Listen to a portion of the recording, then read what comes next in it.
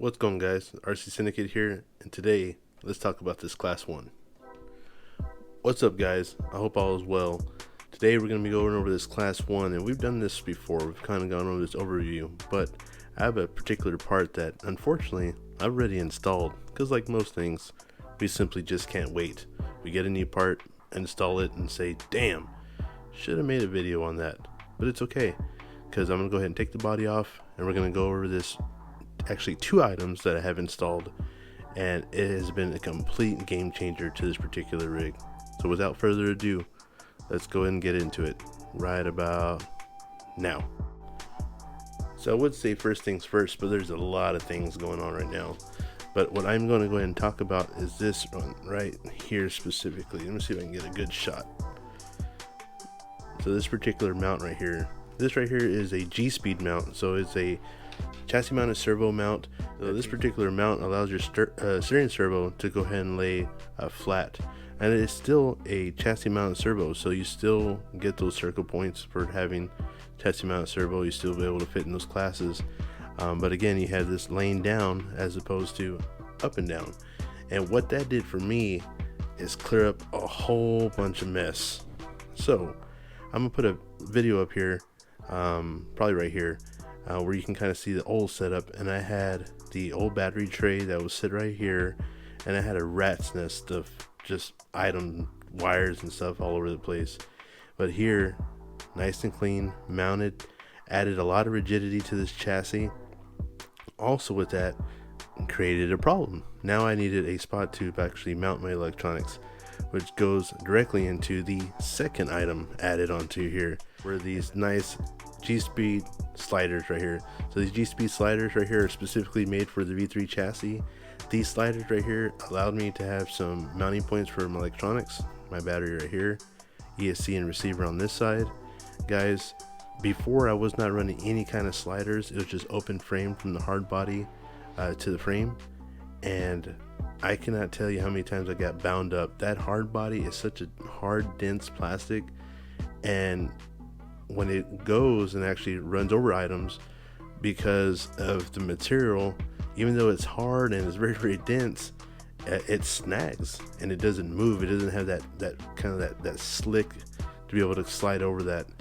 Adding these sliders have been tremendous game changer, because now I actually have an area where I can actually slide and carry that belly all the way through on the side, especially when you get off an off camber situation right there.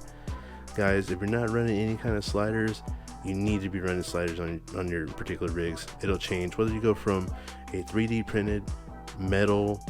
All have pros and cons, but this was a definite game changer when it comes to this chassis. I said it before, if I would have known this chassis were going to be so good from G-Speed, I definitely would have gone with a full-blown kit. This right here is frame rails first, and as I bought a kit and realized, oh wow, the potential with it, I need to do something with this, I started adding piece by piece.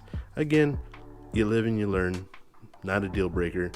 I just be better with it, and now I know without even questioning it, G-Speed products have helped me tremendously make this rig probably the most badass rig I have, without a doubt.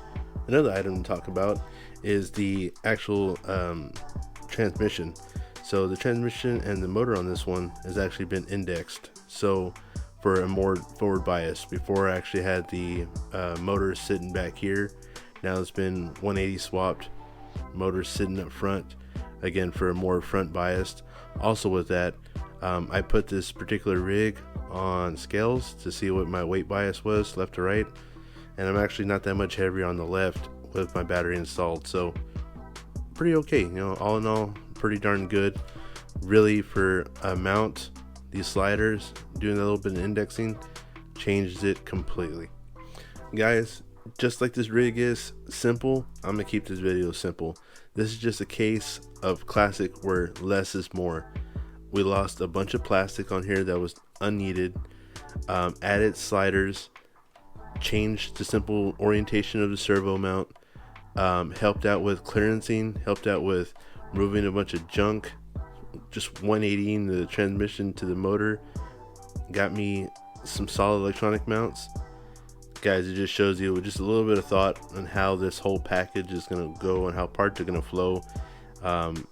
You can get things that work together and work in unison and help go. I don't have a bunch of components fighting each other, which unfortunately we often do when it comes to building these rigs.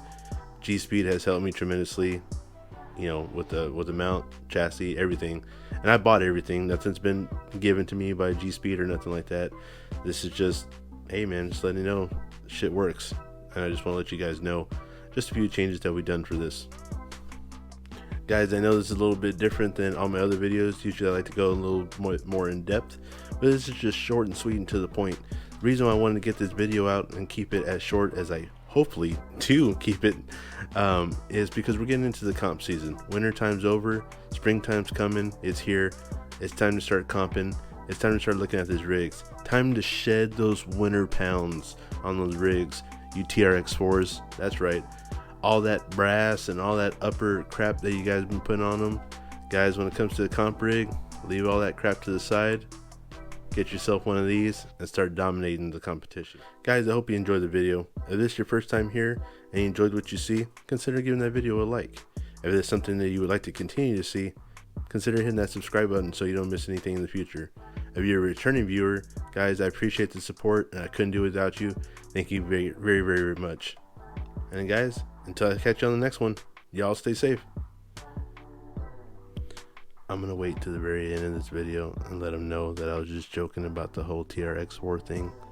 I like TRX4s, but you know, I gotta rile them up a little bit because that's what I do.